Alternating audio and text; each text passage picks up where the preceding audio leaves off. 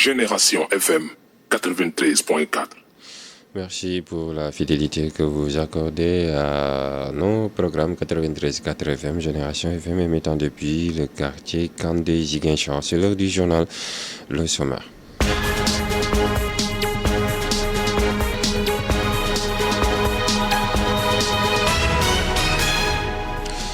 Un garçon de 10 ans est tué par un mur qui s'est effondré sur lui.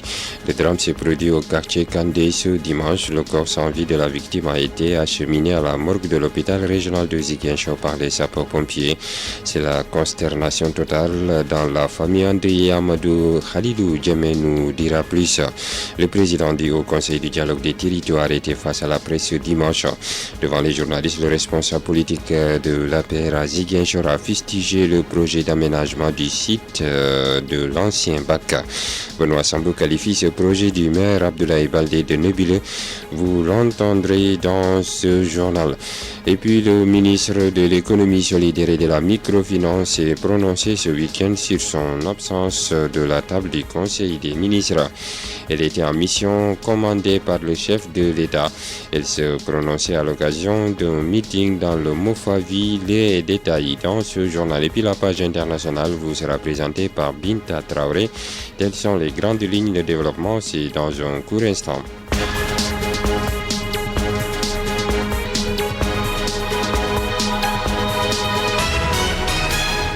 7h passées de 34 minutes. Bienvenue dans ce journal. Sissa Okoli à la présentation. Albert Gomis assure les commandes techniques de l'autre côté de la baie vitrée.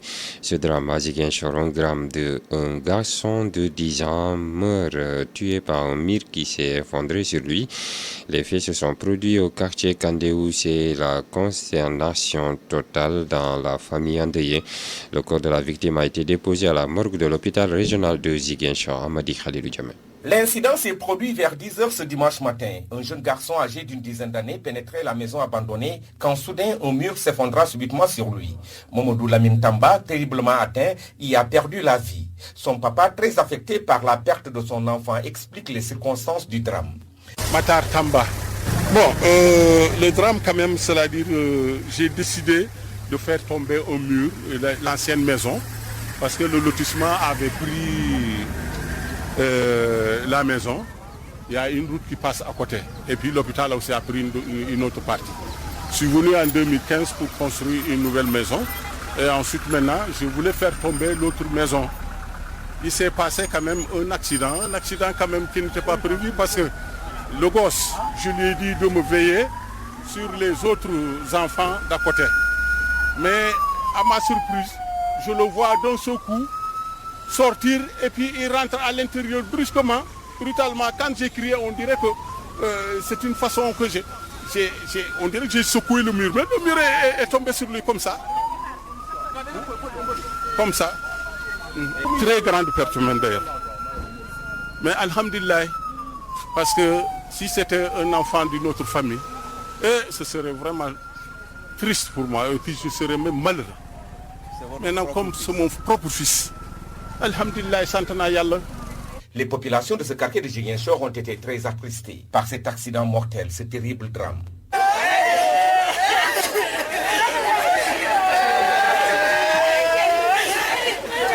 Les éléments de la brigade des sapeurs-pompiers et la police alertés ont investi les lieux. Le corps sans vie du jeune garçon a été acheminé à la morgue de l'hôpital régional de Ziguinchor. Génération FM 93.4. Merci à vous, Amadi Khalilou Djemé. Parlons tout à fait d'autres choses. Projet d'aménagement du site de l'ancien bac dans la commune de Ziguinchor. Cette initiative de la mairie soulève la polémique dans la capitale du Sud. Benoît Sambou, président du Haut Conseil du dialogue des territoires, responsable politique dans cette région, qualifie ce projet du maire Abdoulaye Baldé de nébuleux car, à ses yeux, il n'a pas fait l'objet d'une délibération du conseil municipal, encore moins de passation de marché public. Benoît Sambou faisait face à la presse hier. Oui, j'ai reçu une délégation des ressortissants des villages et utilisateurs du site de l'ancien bac. Vous savez que sur ce site, les pirogues provenant des îles et de certains villages de la région de Ziguinchor débarquent pour non seulement le transport des populations, mais aussi le transport des marchandises et des produits provenant de ces différentes localités. Ils ont été sérieusement secoués par la décision, ou en tout cas par les travaux qui sont en train d'être faits sur ce site, et ils sont venus m'informer de la situation. Personne n'est au courant d'un appel d'offres, parce que je suppose que la mairie doit respecter quand même la loi sur les marchés publics. Au-delà de l'autorisation ou de la délibération du conseil municipal, il faut un marché. Et pour cela, il faut un appel d'offres. Et il n'y a pas eu d'appel d'offres, l'aménagement ou la construction d'infrastructures sur ce site. Compte tenu de tous ces facteurs, je pense et ma conviction est que nous sommes en face d'une nébuleuse où le maire Abdoulaye Baldé est dans une totale illégalité, où aussi il ne dit pas la vérité aux populations.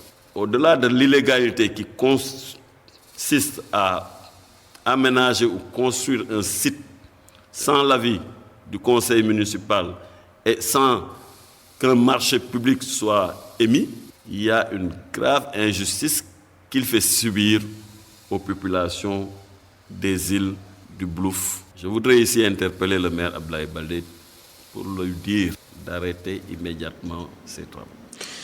Aminata Angélique Manga s'explique sur sa longue absence de la table du Conseil des ministres à l'origine de plusieurs commentaires sur la toile et dans les réseaux sociaux. La ministre de l'économie solidaire et de la microfinance dit avoir été en mission commandée par le chef de l'État.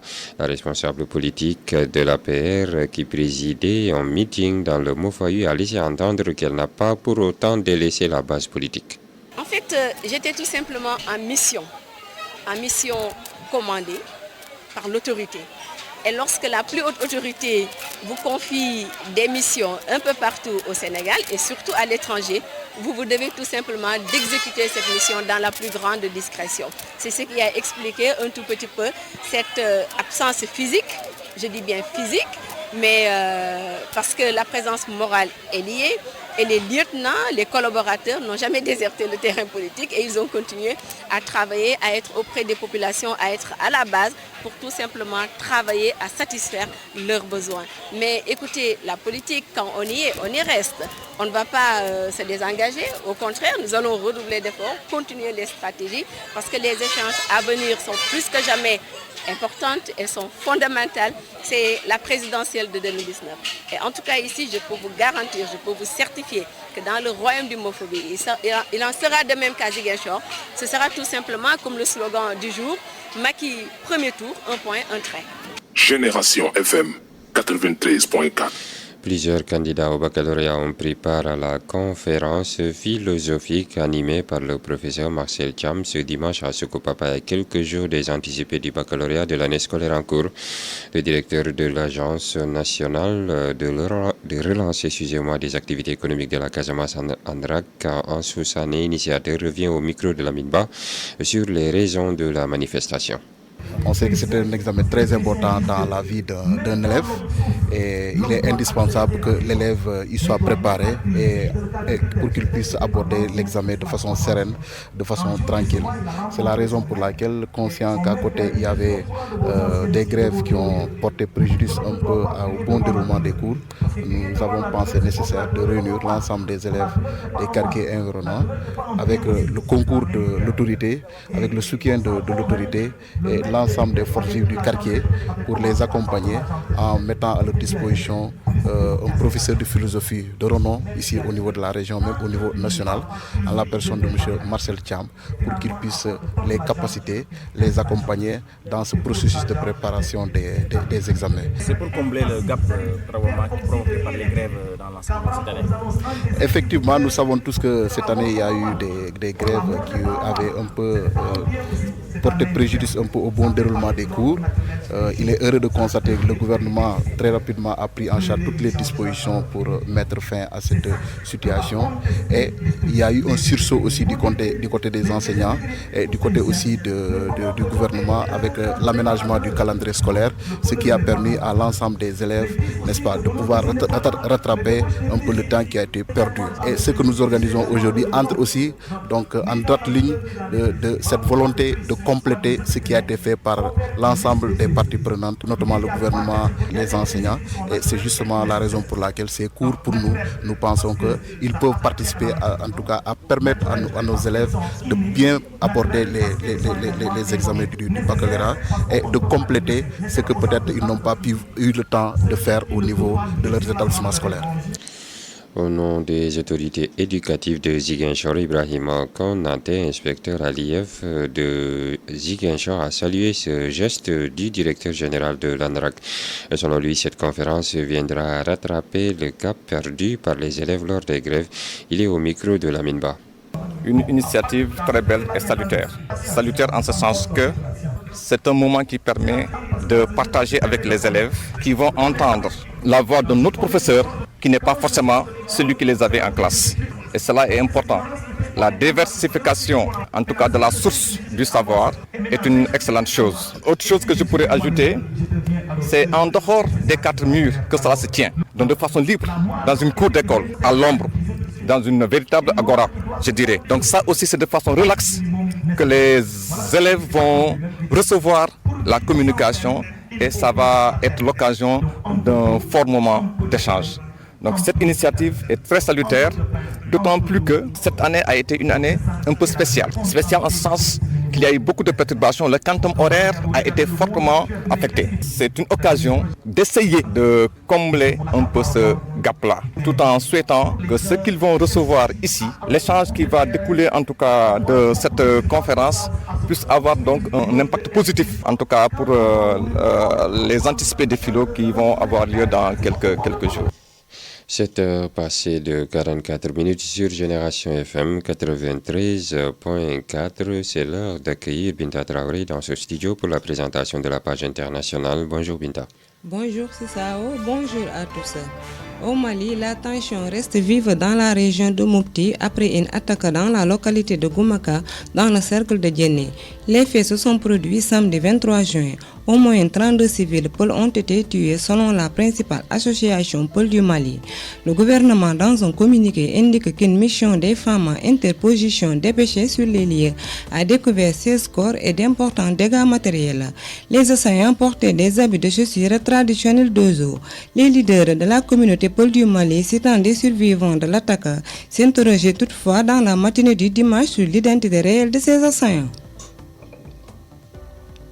Et puis, en République démocratique du Congo, la première richesse du Congo, Kinshasa, ce sont ses minerais, qui représentent 80% des exportations du pays. Mais à cause de cette manne, l'économie reste peu diversifiée et en début de déclaration d'intention successives, le secteur agroalimentaire ne décolle toujours pas. Quelles sont les difficultés qui entravent l'agriculture congolaise? Comment faire pour les surmonter? Et pour finir, en Turquie, l'élection législative à un tour et premier tour de la présidentielle est coup double pour le président sortant Recep Tayyip Erdogan qui a tout emporté.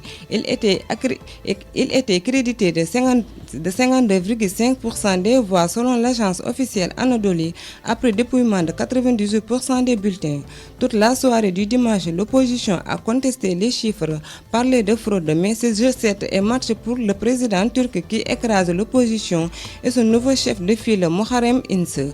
C'en est tout pour la page internationale. La suite du journal avec Sissa Okoli. Merci à vous Binta Traoré et toutes nos excuses pour la page sportive qui n'est pas au rendez-vous. Tout de suite le rappel des titres développés.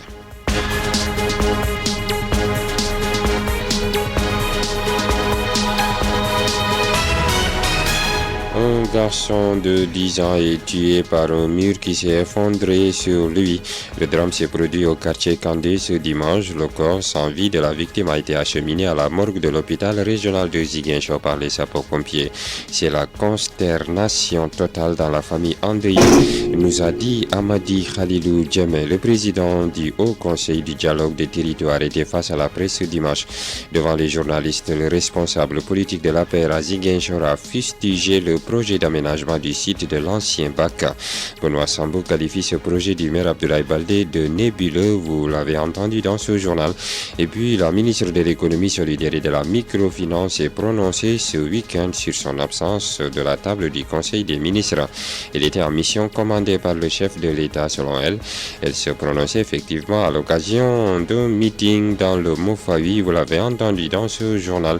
Et puis la page internationale, c'était l'affaire de Binta Traoré. Et puis la rédaction vous retrouve à 8h30 pour une édition en Wolof qui vous sera présentée toujours par votre serviteur Sissa Okoli. Albert Gomis était de l'autre côté de la baie vitrée. Journal réalisé par Lamine Ba. Merci de nous avoir suivis, à tout à l'heure.